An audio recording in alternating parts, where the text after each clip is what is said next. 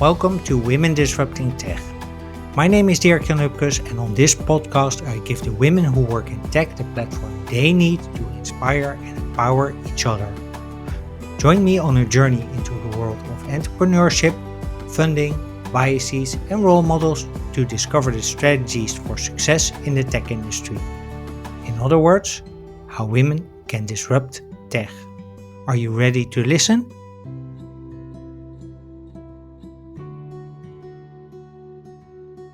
Hey, welcome back to Women Disrupting Tech, and thank you for tuning in to episode 119.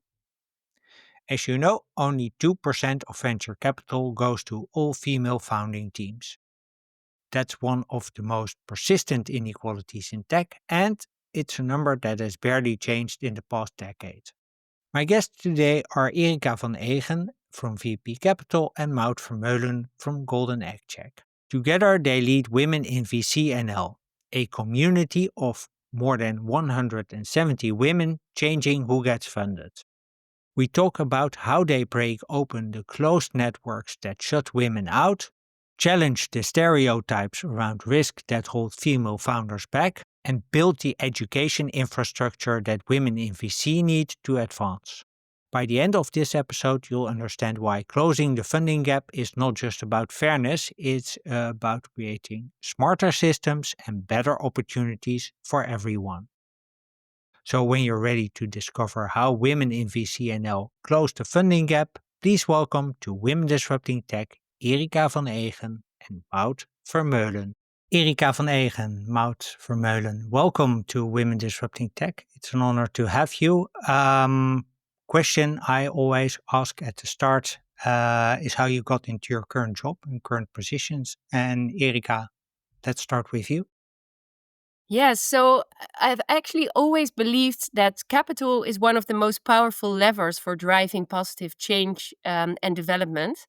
And my first real awareness on how unequal access to finance is between men and women was actually when I was working for FMO in the Middle East and Northern Africa. But what actually struck me even more was realizing that this imbalance isn't limited to emerging markets. It's just as present here in Europe, and especially within the venture capital industry. And that realization led me to join Borsky Fund, which is a fund that is investing in tech companies of female founders. Mhm. And I saw what I saw was just a direct way to address the funding gap and to really help diversify the kinds of innovations that receive that backing. And today I continue that journey at VP Capital, which is a family office dedicated to sustainable and inclusive impact. And because these shifts in capital flows go hand in hand with reshaping who sits at the investor table, I pursue that mission through the Women in VC in the Netherlands as well. So we really work to build a more balanced and representative investor community that drives broader and more meaningful change. So that's actually what brought me to VP, but Women in VC in particular. Okay, thank you. And Maud, how about you? Yeah, so my first experience with the entrepreneurial ecosystem, to say it like that, started during my bachelor. And I did an internship at Utrecht Inc. And I joined their pressure cooker program with a startup. And that's where I found that working with startups is something that I really enjoy and also energize me a lot. So working with founders that have like passions and they really want to change something in the world and they're working on the big societal problems. So that's something that I really aspires me as well and motivates me to work together with them. And how I got into my current position. So today I'm working for Golden Egg Check as investment associate. And I got in contact with Thomas, a few years ago when I was writing my thesis on team factors that VC funds look at. And we kept in touch actually. And since the 1st of May, I joined the Golden Egg Check. Yeah, well, congratulations on that. Sounds Thank like you. a really cool place to work. Yeah, yeah. VP Capital also, by the way, but Thomas has been on my radars ever since I started this journey myself. So he's quite also quite vocal, I think, about having a more balanced ecosystem. Yeah, definitely. Yeah, yeah. And about the funding gap, I joined Women in VC 1.5 year ago. Hmm. So I wanted, besides my job, that well, back then I was working for the regional development agency in Utrecht, Hmm. and yeah, I wanted to do more on my network. And I saw it was actually the first time that I saw that capital is so like weirdly divided or distributed across the Yeah. ecosystem. And I read the news and all the data and statistics on female entrepreneurship. And then, yeah, I wanted to do something about that as well, and also help women in their VC careers. And I just started my own VC career, so also help young women in their career, yeah, to get to know each other. And yeah, that's when I asked if I could join the board of Women in VC, and I'm very happy that I did it because I get a lot of energy from this and from networking with women in the sector, and also with women founders. Okay, so just to double click on that, why does it give you energy, except for the connection part, which I understand? What Yeah, what because makes for you that it's like makes it alive? yeah, I think it's also part of the problem that we're going to talk about. But I think it's just like women, like the sector is a male-dominated sector, and originally there were many men working in the sector, and you see that women had a hard time, or like it was probably less attractive to women, this sector. And as a young woman in venture capital, I find it important that opportunities are equal, and also for me. So while I'm like building my own career in this sector, and well, hoping that I'm seen as equal as well, and also trying my best for it, I also want other people to know that they are equal, that they deserve to be taken seriously. And yeah, that's something that also personally touches me. And I've seen many young women that have a Yeah, hard time in boardrooms, for example. They're not taken seriously, or they're yeah, people just interrupt them. So I feel like, yeah, we should stand out and do something about that, and show also that everyone has a place, can have a place at the table regardless of their age or their gender. yeah. So Erika, what is your experience with that? Yeah, I totally concur with that. And I think it's for me, what really drives me as well is to see that you actually, as a woman, you kind of face similar challenges in this sector in particular. And that just, well, just bringing all these women together, and well, just making well, have open conversations about the challenges that we face, really helps in just well, become stronger, but really help out in just kind of progressing in your career, but also in your interactions with other co-investors or board members. So it really, I see such a strength of just having that network, and really strengthening or feeding that by, well, organizing events or other types of education or trainings. So maybe good to get a bit of a feel of the landscape here. Is the there's in terms of female founders, I think it's about 60-40, 40% women, 60% men, if I'm not mistaken, in the Netherlands. How is that on the investor side, and especially with women in positions where they actually can, yeah, how to say, pull the trigger? Yeah, so that's still really low, actually. We've seen that over the last years, there are more women and younger women as well entering the VC job market, so to say. But currently, actually, there was a research done by the MVP and Level 20, and they researched that in 2025, so this year, there's 18% of the professionals in VC is women, so one eighth. Mhm. And in 2023, that was 15%, so it increased a little bit, which is good to see. But we've seen that mostly increased on the junior and mid-year levels. And in senior positions, there's still only 9% women working in senior level positions. So So 1 in 11 decision makers in VC is a woman. How did that happen? Is that something that just happened because it was initially a totally male invented market, I would even say? Or is that because women? yeah, yeah, I think VC really thrives on informal networks and local networks. So you have to basically, share the deal with each other just because of like willingness and connections. So Mhm. there's information that's actually kept between these informal networks. And because there were less women in these sectors, originally, I think it's more difficult, or it can be more difficult for them to have access to all this knowledge or networks or deal flow. Or so that was originally right.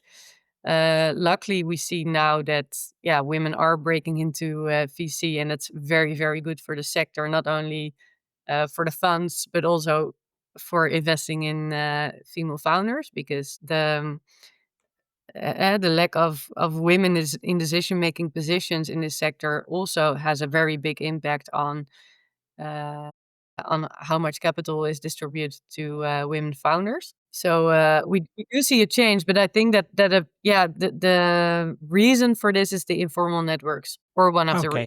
Yeah. Erika, you want to add? Yeah, I would like to add to that as well, and actually echo also what Maud is saying. But I think one is indeed maybe on the why on the investor side it's so male dominated. I think it is something that is already there from a long time ago. It's already something that kind of grew because the financial sector in itself is male dominated.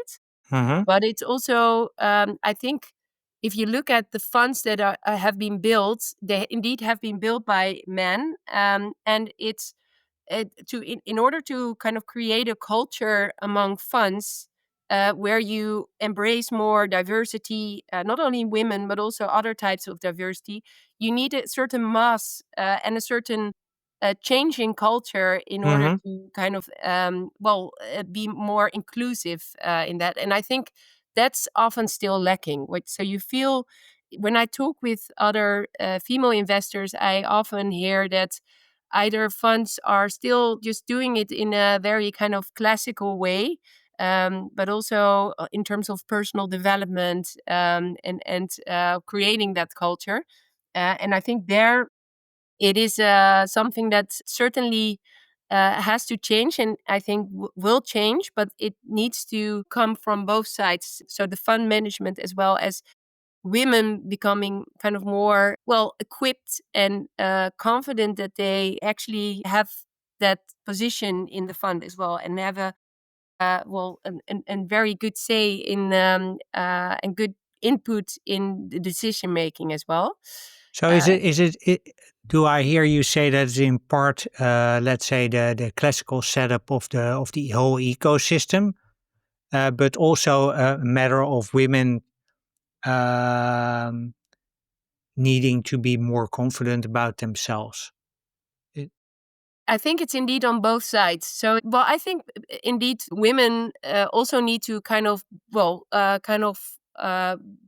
or get more equipment or tools in order to thrive in VC.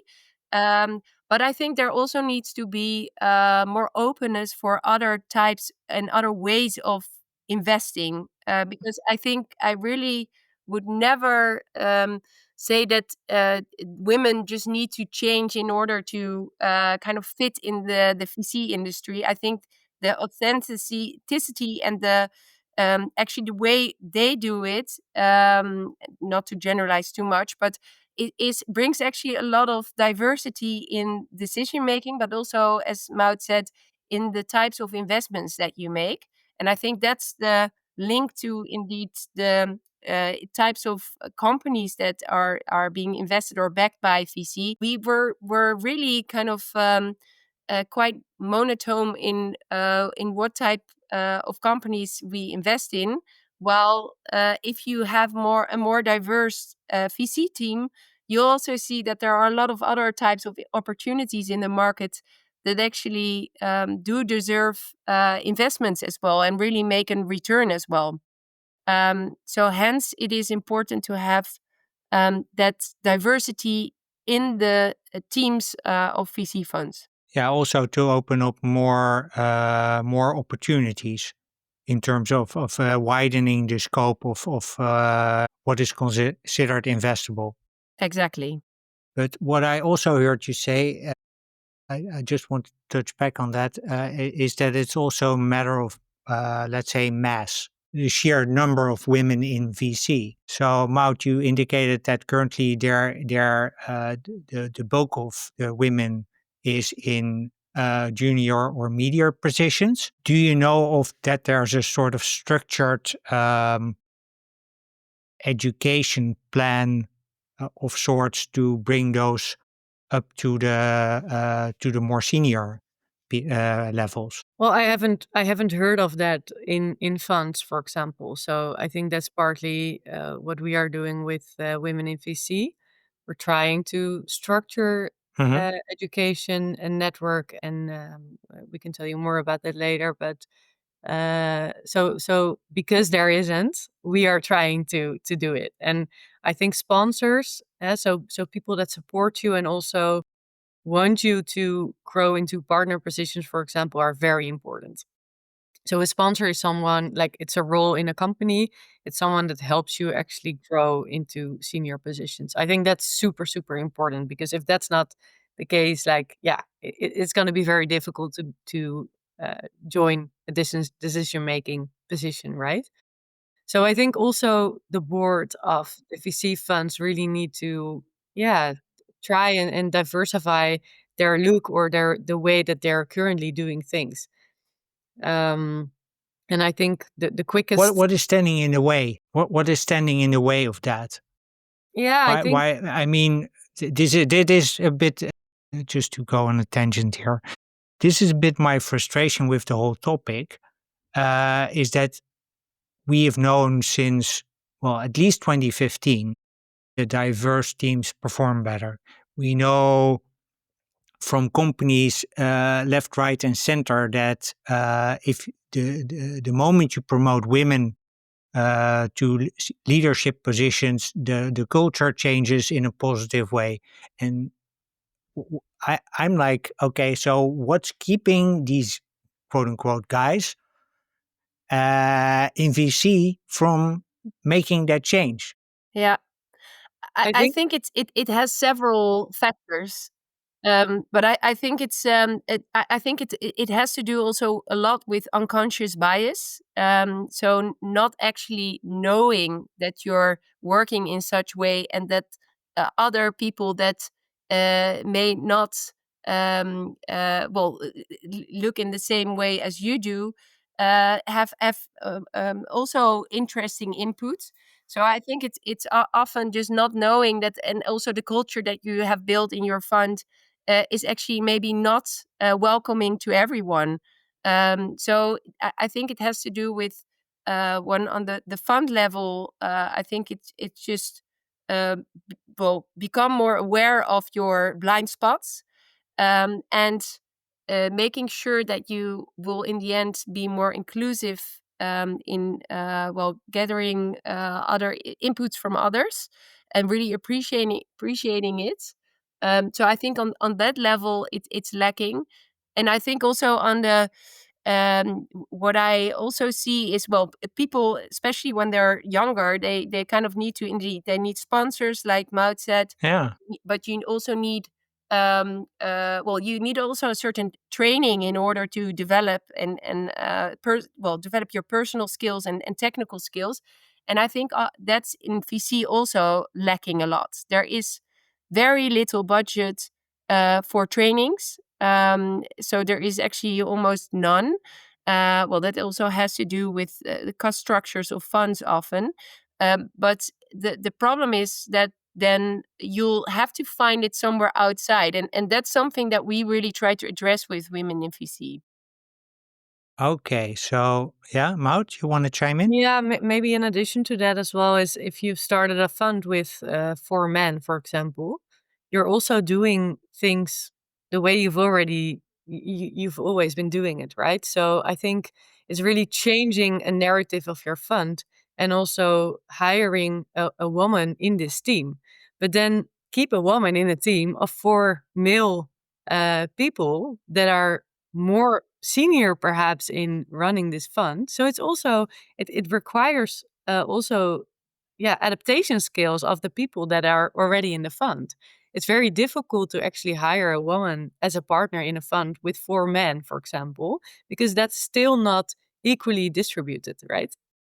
So also, a woman in a partner position where most of the team is still male can be still quite difficult. And I still hear that people also in those positions, they, sometimes people don't let them talk, like they get interrupted all the time. So it's like the same problem, I think. So it's also really, indeed, like Erica said, also being open to changing the way you work and be aware of the way that you look at things, and that other people can actually bring fresh and new perspectives that maybe you yourself haven't thought about, haven't thought of. Okay. Yeah. So I'm wondering, yeah, how can we bring this sense of urgency in? Because if I hear you correctly, one of the things that is lacking, there's education, of course. There's I was actually quite shocked by your remark that there's no education budget, Erika. Yeah, often Because for a long time. Yeah. I think that's like one of the base parts of running a good company anywhere. Yeah.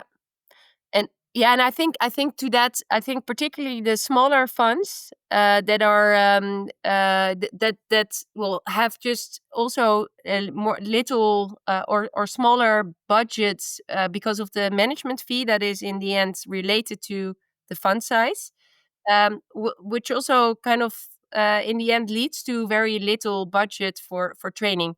But the bigger the fund, probably they'll have bigger budgets. So it also depends a bit on well, the type of fund. But overall, we see that there is very little money spent on trainings, personal trainings. So that's why we kind of take that role, and people feel really kind of personally motivated just to develop and work on their skills, but it's not per se something that is driven by all well, your partners. No, but yeah, then that keeps me wondering why, how we can get the sense of urgency in.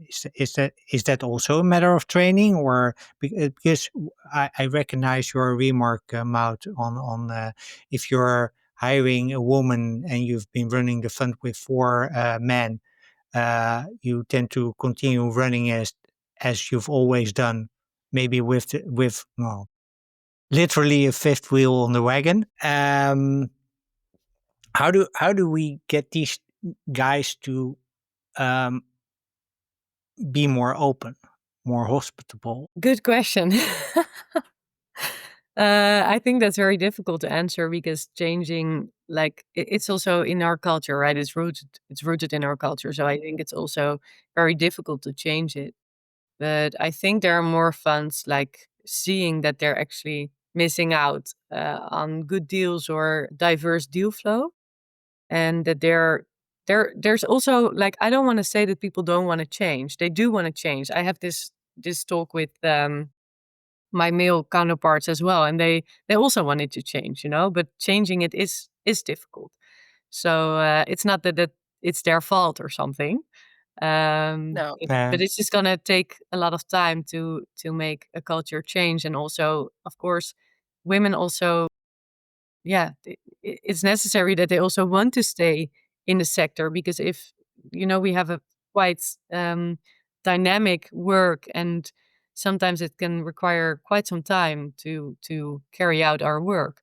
So it's also, you have to be able to manage that during your week, and it's the same for men. But maybe also in some families there are still some like more traditional structures, or so I think there's also more, the job is not very easy just to leave at 5 and then do that every day, and that's it. It's also a quite demanding job. Yeah.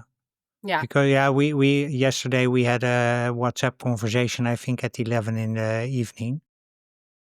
I hope that doesn't represent your standard working hours, but No, no, no, no. And yeah.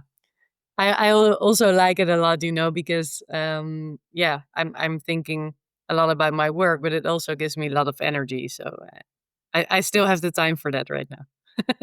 yeah, is that also one of the sides of the work that you actually there's a lot of analytical skills involved, I think, that you can actually. I mean, there's always time to think. I would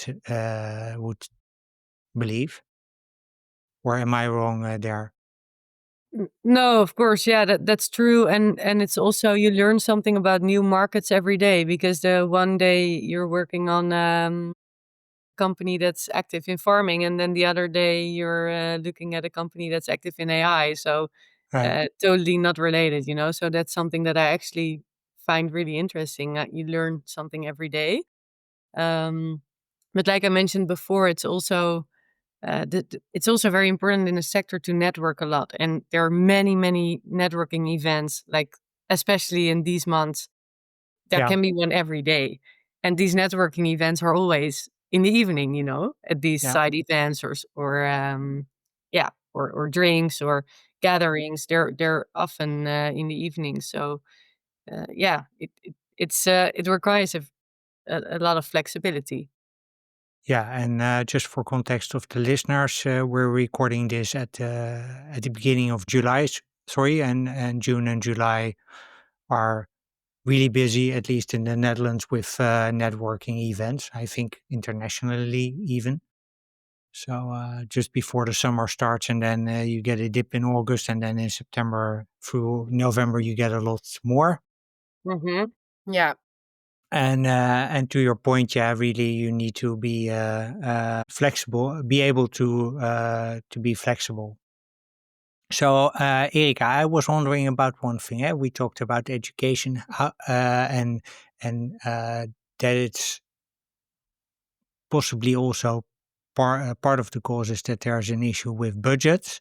So, how do you educate yourself? How do you keep up to standard with the information about the sector?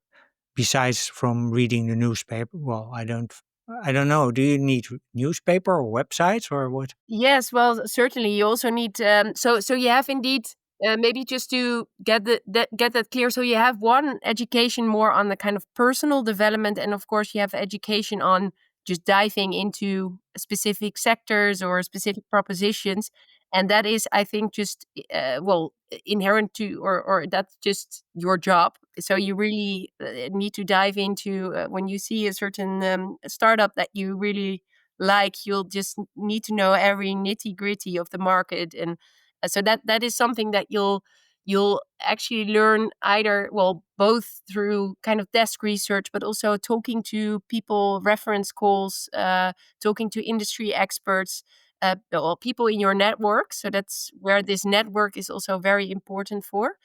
And then more on the educational side, if you want to learn more about well, how you do well, how do you actually negotiate a term sheet? So what are the kind of important terms that you need to be aware of, and so that's, or for example, on valuations, how do I evaluate a company? But also on personal skills, indeed, how do I perform in a board? Those are, I think, the ones that do need, well, either trainings or mentorships, or through well, coaching, and that is something that we really try to do also with the women in VC, is uh, to really bring that knowledge and network in order to kind of propel your skills and your knowledge and development. And Um, with that, your career. yeah, exactly. And in the end, that it will help you in just your promotions also, in within your fund or outside. And I think that's super important. And maybe to my point where I was saying, so there's too little budget. I think I'm mostly talking about just kind of the classical VC funds. There are, of course, many other types of funds or investor types which may have budgets. So, for example, VP Capital, where I work, there is actually a big training budget, but that's a family office, so it has a different structure. So it really depends. Overall, you see that the kind of classical VC funds have very little budget there, and maybe, yeah, to the point. And maybe we'll be discussing that a little bit later as well. But I think on education, one of the things that we've set up last year was a Newleaf venture program, which is a program that is actually meant, well, for female investors with work experience of above 5 years. But it's both meant for women that actually just entered the VC industry, as well as people that are already more senior, so also on partner level, because we believe that you can learn a lot from each other. And that program is, in the end, it consists of several workshops where you'll just be discussing on specific topics like fundraising, negotiations, and then you'll have intervision sessions where you'll just be talking with other well, smaller groups, but people, like-minded people that you want to present your specific challenges that you face to, and they'll can actually provide feedback. And I think that through these, I'm just talking, this is an example of a program that we set up, but I think those are super important in order to really equip the female investors in, one, broaden their network, finding just people that you can really trust, and well, discuss and be very open to things that challenges or problems that you face. But also, well, it's in the end also just the education that we want to provide. Yeah, it's a sort of education session meets mastermind, meets networking. Yeah, exactly. It's a bit of a mix of those components. Yeah, because it also, if I hear you correctly, it also sort of creates opportunities for the coaching and the mentorship part, because you have, let's say, different people operating in different levels of a VC organization. And I think also for smaller VC funds, for women working there, it also provides an opportunity then to uh, touch base on things that they run into on a daily basis. And yeah, if you're alone, you're alone. Certainly. So I think there you do. We actually, well, this was a kind of a first cohort that we're now doing this for a second one. But I think the feedback that you get also from the kind of higher levels is that there is a huge need for just more discussions on, everyone has in their work challenges that you'll be facing. And I think just the strength of just being able to, in a very kind of secure and trust environment, to be able to share these challenges and thoughts that you're having is just super powerful. I think in the end, it also is something that men will appreciate as well. But I think it is in the end the women that we want to support here, in particular because they're a minority. Yeah, and I think it's also a beautiful way to at least create an ecosystem with a safe space. Yes, exactly. And you're sort of in the process creating this pipeline because Yeah. do you then also see people transfer from one VC to the other as a result? I haven't seen it directly from the Newleaf program yet, but I'm sure there will be because there is often transitions to other funds as well. I think it's in the end, you do see that happen. I mean, overall, the VC industry is a pretty small market Yeah, in the Netherlands. People know each other, or get to know each other quite fast, particularly through these types of networks like the women in VC. But so that definitely enhances or facilitates those transitions as well. Yeah, and that I think sounds. you mentioned something here that's actually also quite important because what happens a lot in VC is that vacancies are not even coming online. So you also get jobs just because you know people. And yeah, therefore it's also super important to network. Maybe we can, as funds, we can also do something differently here to really share a vacancy because that's actually very important for people to open up the space a little bit. But yeah, I think that's also what helps a lot is if you increase your network, you will also better know like where are positions open and yeah, you get these chances. Yeah, A, you get you hear about them, and B, you get on as I call them scouting lists Yeah. because most employers and I don't think from what I hear VCs are the exception there. Have a sort of list of people. Hey, if we have an open position here, we want to ask these are the top three outside candidates. Let's say, Mm-hmm. and you need to be on those lists as well. So maybe a good time also to switch to women in VC as a community. We talked about the Newleaf program. It's coming up to its second cohort. Um, what I heard both of you say is that there's a lot of networking, a lot of education going on. What else uh, do you offer as a community to female investors? Yeah, I can tell a little bit more about it, and please add on, Maud. But I think with indeed there's education or training is a very important one. Network is an important one. Indeed, the New Leaf program. What we actually, I think I do have to mention that because it is actually also makes it even more powerful. Is that we co-organize that with NVP and Level 20. So those are it makes it very kind of powerful because they'll bring a lot of input as well on the educational side and then the exposure to a Hmm. bigger network. But other than that, we have a gallery which is all the female investors have registered there with their funds and the types of the focus that they have on the types of investments. Hmm. And founders actually have female founders have access to that gallery, Huh? so that it helps a lot in just bringing the female founders a bigger network of the right type of investors that they're looking for. So it's enabling them. Yeah.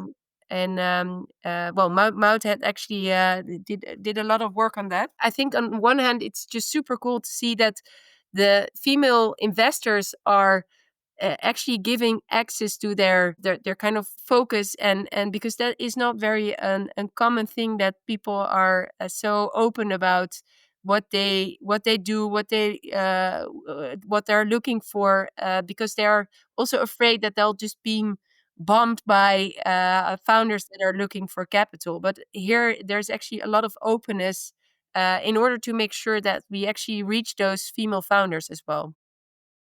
Yeah, what I really like about that is that it also makes the whole um, due diligence part for the founders a lot easier, because usually one of the, at least that's what I hear a lot, is that it's so difficult to find the right investor, because you need to be in the right vertical, the right stage, the right ticket size. And if you have, I think it was an Airtable or another, at least a sort of dashboard thing, where you can see, okay, hey, I can skip these people off the list, and I need to really focus on these people. It makes your funding efforts a lot easier. Yeah, yeah, and we see that in particular for female founders, one of the reasons why they will have more difficulty in finding capital, attracting capital, is because they don't always have that network, and therefore this is a way, a tool to enable them, and well, also giving them that exposure. So that is an important one.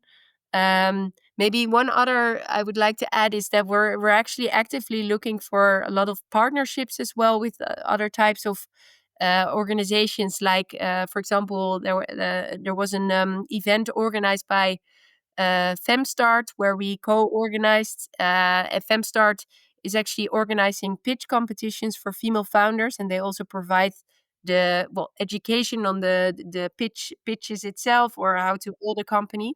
And I think those are also super important to have in our ecosystem. And we're very much looking for these type of partnerships as well. Although we do want to I mean, our main focus is really to get more female investors in the industry and really retain them also in the industry. Yeah. Uh, Maud, you want to chime in? Yeah, so I think indeed what Erica is saying is we've recently had a strategy session on like, okay, what are we going to do, because the funding gap is a real big issue. Is it something that we can solve? Well, we do this. We are in a board with 4 people. So Erika at VP Capital, Sophie Heijenberg at No Such Ventures, and Lotte Witbreuk at KPN Ventures, and me from Golden Egg Check. But so we all do it besides our job, right? So, but we really want to do Yeah. something about it. And this was basically for us a way to say, okay, we are focusing on one part of the problem, which is that there's a lack of women investors in decision making positions, but we want Mm-hmm. to do something about it. And that's basically opening up our network to female founders. So, indeed, the database can be used as a first filter on like which funds are there, which funds fit your strategy. We hope that's helping. And I also sometimes get asked questions from founders like, "Hey, do you know a fund that suit my um, company?" So then, yeah, of course, I can try to make introductions for you with the investors, and yeah, and indeed, the partnerships will also help us to reach more female founders and to open up our network even more. So yeah, I'm Okay. really And happy we are able to do that. yeah, and on the partnering side, I think there's also a list of what I would call service providers. So people who can do marketing, who can do accounting, etc. Can you tell a bit more about that? Yeah, so we since January we restructured the community. So right now we basically have 3 groups: one for investors only, one for investors and founders, and one for investors and service providers. Hmm. So often VCs are looking for services to help their portfolio companies. And in this WhatsApp group, we often see that VCs are, for example, asking like, "Hey, I'm looking for a fractional CFO for a company in my portfolio. Anyone in this group that could help me?" So yeah, indeed, we try to keep those connections also close to us, and we also use it sometimes for the workshops that we give. So outside of the Newleaf venture program, we also give workshops just for any member. And if we want to do a session on scaling, for example, we can ask in the service provider group if someone wants to give a workshop on scaling. So yeah, it's very helpful. Okay, cool. And if there's someone who can do workshops on biases, then probably you also ask that question Yeah, there. yeah, definitely. Yeah. Yeah. So to give an example, we also worked with Ingen Hoes on a session on term sheets, for example. But indeed, I'm still looking at a service provider that could help me on a session on investment biases. So if Okay. there's anyone, then reach out to me. That's a nice little bridge to the back to the biases, because there's one thing that struck me. I think you said it, Maud, that when you've always done things like you've done things, you will continue to do that. Also, you will keep looking for the same things. So that's a pattern matching, I think, or confirmation bias. How can we break that a bit? Besides adding more women, what else can we do? Yeah, that's very difficult actually to change that, I think. Yeah, good question. What role can more women play there? Well, I think for example, what women can do indeed is, and that's also what we discussed internally with our members during International Women's Day. We had a really nice breakfast, and we had a discussion on this, like what can we do to find more women and support them better during their founder journey. And one of the things that we discussed there is also like if you reject a proposition, for example, from a female founder, also try to really give them honest feedback. And sometimes like we always try to give honest feedback, of course, but sometimes it just doesn't fit, or it's a bit you just want to keep it short. But what I'm trying to do as investor is also to really take time then and explain them why it doesn't fit for us at the moment, or if I think they're investor ready at all. Um, and I really try to also put some time in consulting people on this and how they should approach reaching investors, or what they can do, or if they're investor ready. So I really try to share the knowledge that I have and the network that I have with people, and more, I think even more if they're women founders. Yeah. Okay. I think also indeed sharing your network. I think that the women that are there, I think, well, one, it's of course important to create that mass of more female investors at the investor table. I think it's super important. But other than that, I think it's indeed the women that are already there. Share as much network that you're having, but also try to coach other women in your network, or in this industry, to really create that kind of ripple effect. I think it's super important that we all are open to kind of help each other out instead of competing with each other. I'm not saying that that is the case, but I think it is.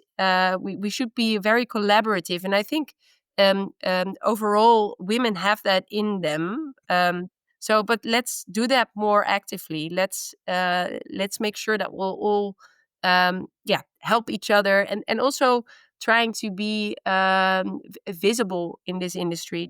Because I think also talking, for example, about role models. I think it is in the end. I think we maybe sometimes uh, uh, have that definition of role model in our minds, that you have to be like a celebrity or something, but that's not the case. I think a role model is in the end just something that you have that inspires others, and everybody can be a role model. I think there's also not, as a person myself, I don't have one role model, but I just take different pieces of different people around me, which I really appreciate, and think I would like to um, kind of add to my skills, or to my way of doing. So what I'm saying is that models are important, but I think everybody should be aware that they actually are a role model, probably a role model to someone else as well. Yeah. Yeah, I think that's really powerful to say that really there's always, because I also have this, as I call it, pick and choose approach, where I look at, sometimes people can do one thing really well, and the rest maybe, well, they're at a standard level, which is quite okay. But I always try to really indeed focus on what people do well and then what can I learn from them. And if you, I agree with you, Erica, that if you changed your approach of learning and looking at role models at that, makes it makes the pool bigger, and also makes it easier to let the rest go. It also, because many people have sort of fall in the trap, like if you have to be a role model, then you have to be perfect all around, like you almost have to be God. Um, and this sort of avoids that trap, I would say. Yeah, and I think as a founder, I mean, like if you start a business, you come in a bubble of people that also founded companies and that maybe have more ARR, like annual recurring revenue already, and they have a very successful business. But perhaps there are many people that are still in their corporate life. They've thought about like setting up a business, but they like didn't have the well chance The or cut. courage or Yeah. gut or whatever to start it. And yeah, if you are a founder, you did. You give up a lot actually to build your business because you believe in your vision and in the thing that you're building, and that's already super inspiring. I think any founder can be, and any person indeed can be a role model. And yeah, sometimes it seems like I said that if you're in a bubble of founders, that maybe you're not doing well, but actually you've already come so far by starting your own business. So it's really worth it also to share that with people and go on stage and tell your story on how you did that because you actually might inspire many people to do the same. Yeah, I think that's really often underestimated power you have by starting. Yeah. And also as an investor, I would think, because that's a question I still had. Can you also be an investor, maybe on an angel level, if you're still working a corporate job? Yeah, definitely. Yeah, there are angel initiatives where you can actually yeah, put in small amounts of money, and you don't have to be a rich person or an exited founder to become a business angel. So I think to communities that are good, like if you're interested to become an angel founder that are very good in this, is for example the Angel Initiative, or there's a new initiative now. It's called Adventure. Those are really, yeah, good initiatives to start angel investing. Yeah, sorry. They Yeah. they even also touch on another thing that's very important, and that's also personal wealth. So, as female angel, for example, if you can invest your money this way, it's also, yeah, it's helping other founders, but also your own personal wealth. Yeah, if you do it right. Yeah, But that's yeah, it's risky, but probably yeah, that's always a thing that we have to keep in mind. You don't you do this with money you can miss, and you do this probably start with companies where you at least have a bit of a feel of what they do, that you at least understand Yeah. yeah, but what there types of are, risk you take. yeah, and there are education programs as well Okay. to Do learn you how to also do educate it. that bottom of the pipeline, I would say? The angel investors. You mean? Yeah. Well, angel investors are in our community, but we like they're welcome to join our sessions, of course. But Hmm. it is, I think, we mostly focus on women in venture capital, and there are also other platforms that focus on solely angel investors. But angel investors are welcome to our community, but we don't have specific workshops on angel investing. No. Okay, clear. So I want to move a bit towards the end of this session. You talked about having a strategy session. What are the plans for the future? There's the second cohort of Newleaf coming out. What else? Yeah, I think with Newleaf, we've seen that because there's also many senior women joining this program, and we've seen that they also like it to have like sparring partners to share experiences with. So I think what we will do internally is also see how we can restructure it even more and yeah, create smaller groups because right now we have a community of 180 female investors. So it's becoming quite big. And Yeah. sometimes that also makes it that you feel more anonymous. So we're currently thinking on how we could, structure the community better to also, connect people a bit more on a deeper level.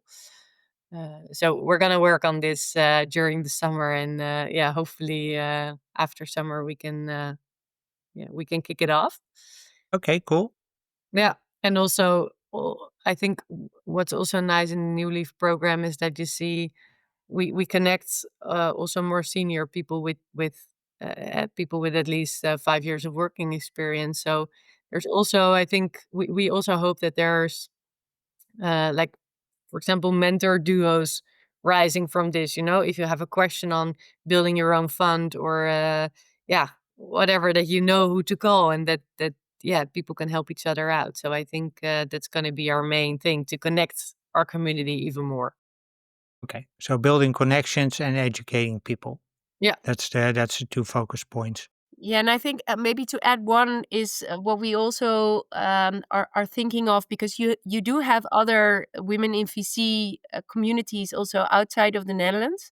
So really try to see if we can join forces there as well. So there is one pan-European one, Mm-hmm. Unlock VC, and also trying to see if there are good collaborations with these networks to actually make it also international. Because in the end, um, also for the startups that you're investing in that want to internationalize or want to raise another fund outside of the Netherlands, it's actually a big strength to have that network outside our borders as well.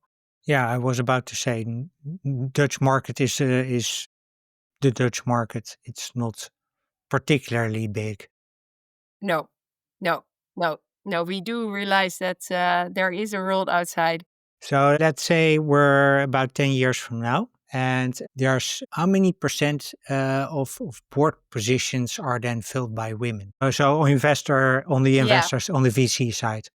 Do you want to have our the dream answer or Yes. the realistic answer? No, the dream answer. The dream answer. Well, in that case, I would actually, I really would like to push that in the end, the board, and just, I think in general in the VC industry, it is more of a reflection of society. So it's not only women and men, of course, but just overall diversity. Well, as you said, the figures, the numbers are real, that they're there. Diversity is in the end brings the best performance, and is in the end the answer. If I have to give my dream answer, I would say that the board would look exactly as a reflection of society, meaning that there is half female, half men, but also other types of diversity in the board. And that will really, in the end, bring the kind of balanced decisions in the companies. You see them building also for customers that are more diverse, and not only serving one type of customer base. Maud? I think same. I think the reflection of society is very important, and we're now focusing on gender, but there's more ways of diversity that we should indeed focus on to make the results even better.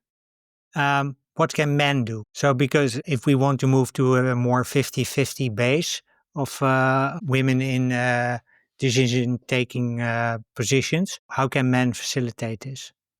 Yeah, I think Maud? it's important to be aware that you have your own bubble network. So it's important to also try and look at other networks outside of your own bubble. Maybe ask different questions to founders, because women tend to be more, or that's always what I read. Like, women tend to be more risk averse, but actually, I always see only like very well motivated propositions of women. They exactly know where their money goes. They have everything well thought through, actually. So I'm always like, risk, like, by only building your company, you already take a lot of risks. So and actually, the risk aversity is also a good thing. Actually, They are yeah, aware of all the risks that are in the business, and they actually have a plan on how to mitigate them. So I'm only enthusiastic about this. yeah. I think women are more risk prepared than men. I Yeah. don't think they're necessarily they're better. It's a myth that women are more risk averse. They're not. They want more information, and they are usually better prepared, which actually, from my own experience, makes them better risk managers. Yeah. So that's why you see, especially in risk management positions in large financial companies, actually the split man woman is, I would not say 50-50, but at least close to it. Hmm. Yeah. And I think another thing that men maybe could do is also try to see if you can create an unbiased evaluation tool if you're evaluating companies, and it shouldn't actually matter if there's a man or a woman in front of you. Yeah, and be aware of this and see how you can actually diversify your funnel and the way that you look at companies. Yeah.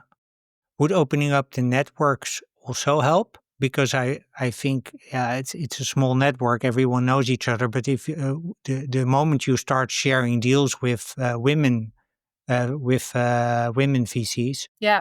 No, I think super important. Also, just opening indeed. Well, I think from our end, I think it's in the end also a goal. I think just to integrate our network more with the mill network. It's not like we want to build a kind of container network that is just interacting completely separately from men. I think that's not where we should go to. But I think indeed also on the, for example, with events, you always go to the same events. And then you actually, it helps so much better if you just look around and see, okay, but what are other events I would normally typically not go to? Um, let's attend those and see if I can actually broaden also my source of leads by doing that.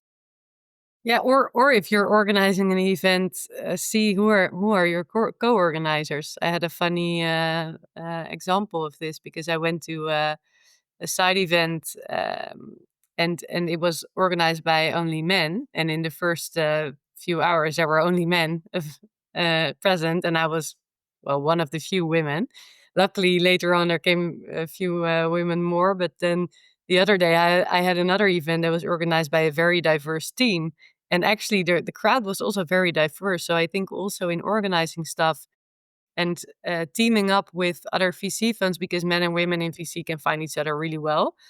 Um, Also make sure, yeah, if you co-organize something, that the team that's organizing it is also diverse, because then you would also attract more diverse network. So I think that's a very quick win.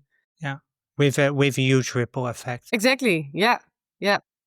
And it also counts for us, right? So as women in VC, I think it would also indeed, like Erica said, would also be good to, yeah, try to see how we can diversify with male networks as well and organize something together. We're not there. Well, we haven't done it so far, but of course we're also open to this. So yeah, I think that's very important. Cool. Let's close it there. Yeah. Maud Vermeulen, Erica van Eeghen, thank you very much for this wonderful conversation. Question I always ask at the end is where people can learn more about you, where they can connect with you, and where they can find out more information about women in VCNL. Yes, well, you can find more information about women in VCNL at LinkedIn. So we have our LinkedIn website. We have our WhatsApp groups. So if you want to, you're not member yet, and you're an investor or a founder or service provider, please reach out to us personally, and we can make sure to include you.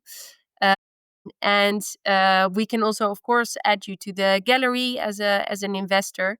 And for the Newleaf program, well, currently where the selection has taken place, so for this year it will not be open, but it will for next year. We're happy to onboard new people on the program. Yeah, to have people on the waiting list already. Exactly. Cool. And people can connect with you, Erica, via LinkedIn as well, I suppose. Yes, definitely. Can always reach out. Cool. Yeah, Maud. same for me. Yeah, on LinkedIn. Okay, cool. We'll include those links in the show notes. So once again, thanks very much for the amazing conversation, really insightful. Listeners, thank you very much for listening. And until the next episode, keep being awesome.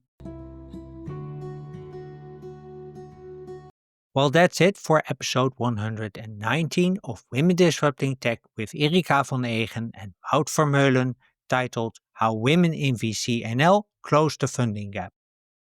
Erica, Maud, and I hope that you found our conversation as inspiring as we intended it to be. And if you have any questions for Erica or Maud, please leave them in the comments on Spotify, Apple, or YouTube. I'll make sure you receive an answer. When you want to connect with Erica or Maud or learn more about women in VC&L, please check out the links in the show notes. As usual, you can find the show notes at womendisruptingtech.blog, and that link you can find in the description. If you've enjoyed listening to this episode, please consider leaving a rating or a review on Apple or Spotify. Leaving a rating or a review helps new listeners find the podcast and supports my guests by giving them a bigger platform. If you're a regular listener, please make sure to follow Women Disrupting Tech on Spotify, Apple, Amazon, or YouTube. Following Women Disrupting Tech is a simple, zero-cost way to support Erica, Maud, and my other guests in closing the funding gap by the end of 2032. If you want to learn more about Women Disrupting Tech, please follow the podcast on social media. You can find it everywhere as @WomenDisruptingTech. And you can also find us on Substack. On Substack, you'll find in-depth stories and behind-the-scenes insights from each episode, plus trends that I've spotted across 100 plus conversations. So don't forget to subscribe to Women Disrupting Tech on Substack. Finally, if you'd like to connect with me directly, please reach out via email dirkjan@womendisruptingtech.blog or simply connect on LinkedIn. Just search for my name, Dirk-Jan Hupkes, and you'll find me. With that, I wish you a wonderful day. I hope to see you in the next episode. And until then, as always, keep being awesome.